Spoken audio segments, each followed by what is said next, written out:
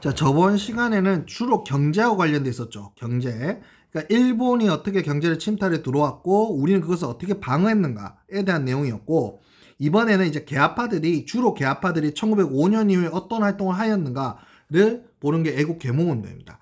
근데 이 애국 계몽운동을 이해할 때 우리가 반드시 이해해야 될 게 뭐냐면 사회 진화론이에요. 자, 사회 진화론이라는 건 하도 글자를 이쁘게 써달라 해서 사회 진화론. 사회 진화론이라는 건 이 미개 상태에서 문명 상태로 진화해 간다. 그러니까 인간 사회는 미개 상태에서 문명 상태로 진화해 간다는 게 사회 진화론이잖아요. 여기에 이제 일본이 반개라는 걸 만들어낸다고 쌤이 얘기했어요. 그래서 미개, 반개, 문명. 그래서 쌤이 얘기했던 게 피추, 피카츄, 라이츄로 발전해 간다. 이게 사회 진화론이라 했어요. 그러면 이걸 받아들인 계아파들이 무슨 생각을 한 거냐 하면, 우리가 아직 피카츄기 때문에, 즉 우리가 아직 반개기 때문에 라이츄로 가지 못했다. 즉 문명 단계로 못 갔기 때문에 나라가 망했다는 거예요. 그렇기 때문에 우리는 무슨 단계로 먼저 가야 된다? 문명 단계로 먼저 가야 된다는 얘기를 하는 거예요.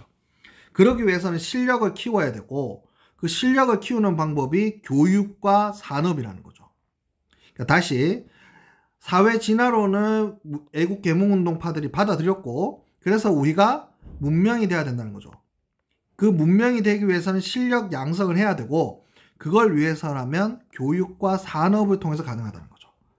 자, 그러면 교육은 뭐냐? 학교나 신문, 잡지 등을 통해서 사람들에게 문명으로 갈 수 있는 지식과 정보를 줘야 된다는 거고, 그리고 거기에 맞게 산업을 진흥시켜야 한다는 거죠.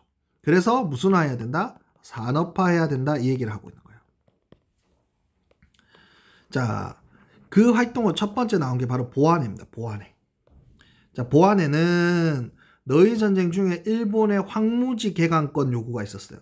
황무지 개간을 우리가 할 수 있도록 달라 할 때 이걸 반대 운동을 일으켜서 철회시킵니다. 그리고 이후에 강제로 해산됩니다. 다시 보안회는 너희 전쟁 중에 일제의 황무지 개간 요구에 대해서 반대 운동에서 이걸 철회시켰어요. 그리고 강제 해산됩니다. 이후에 만들어진 단체가 뭐냐? 헌정연구예요. 헌정연구에는 의회를 설립하고 헌법을 제정하여 입헌군주제로 가자는 거예요. 입헌군주제. 그런데 이것 또한 일제에 의해서 해산됩니다. 그 다음 뭐가 되냐? 대한장항입니다. 대한장항에는 전국에 지회를 설치하고 월보를 간행하고요. 정기적으로 연설회를 개최하고 활동한 계몽 활동을 하게 되는데, 이때 고종의 강제 퇴위 반대 운동을 펼치다가 해산됩니다. 자, 그러면 요 세 개 단체 봅시다. 이렇게 정리하면 돼요. 자, 보안회는 황무지 개간 요구를 반대 운동을 했고요. 헌정연구회는 입헌군주제 수립을 목표로 했고요. 대한자강회는 고종 강제 퇴위 반대 운동을 펼쳤다. 이렇게 하시면 돼요. 이렇게 하면 정리가 되죠. 그리고 대한협회라는 게 1907년에 생기는데, 이때는 정당 정치를 한다고 주장하여 민권당, 민정당과 같은 호칭을 쓰기로 했습니다.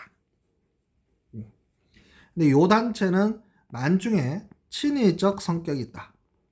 친일적 성격이 있습니다.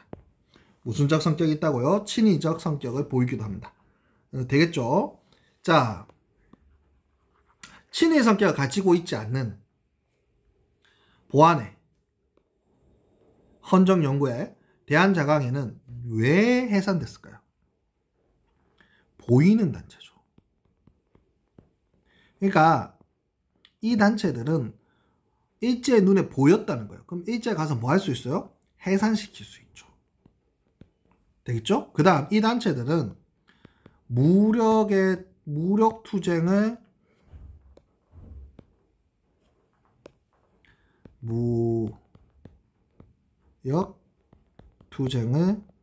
반대합니다.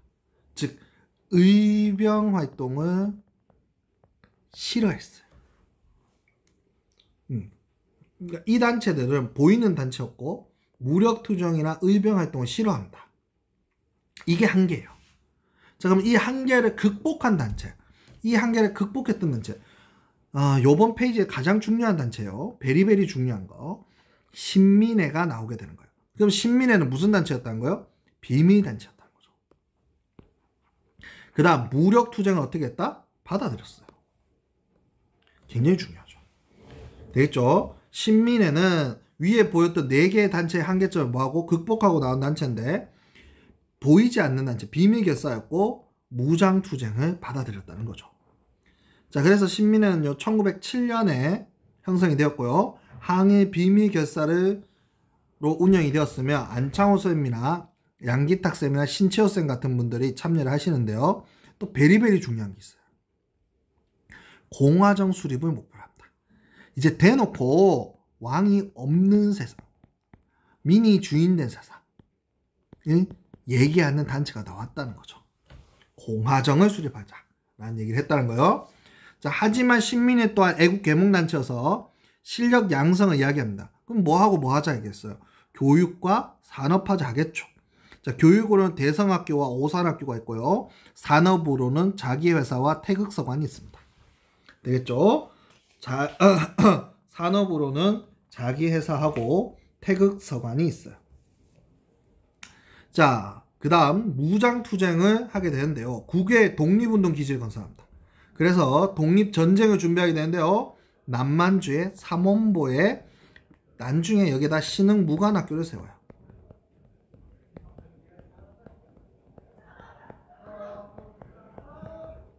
됐습니까? 근데 문제는 이제 백오인 사건으로 계기로 신민회는 해체되고요. 일제 강점기의 독립운동의 중추적인 역할을 담당하게 됩니다. 그러니까 여기에 참여했던 사람들 이후에 담당하게 된다 이 말이에요.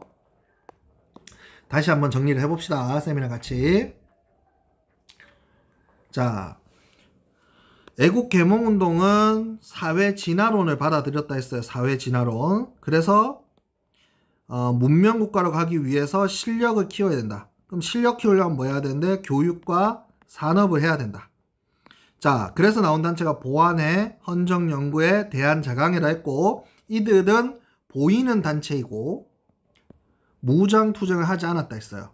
그래서 강제로 해산됐다는 거죠. 자, 이걸 극복한 단체가 어디다? 신민회다. 그래서 비밀결사단체고 최초로 공화정 수립을 목표로 한 단체고요. 대성학교와 오산학교, 자기회사 태극서관과 같은 실력 양성도 할 뿐만 아니라 무장투쟁으로서 국외 독립기지를 건설하게 되는데 남만주의 삼원부에 건설했다. 그것이 대표적으로 신흥 무관학교다. 그리고 백오인 사건으로 해체되지만 이후 일제강점기에 독립운동의 중추적인 역할을 담당하였다. 이렇게 이해하면 되겠죠. 이상입니다.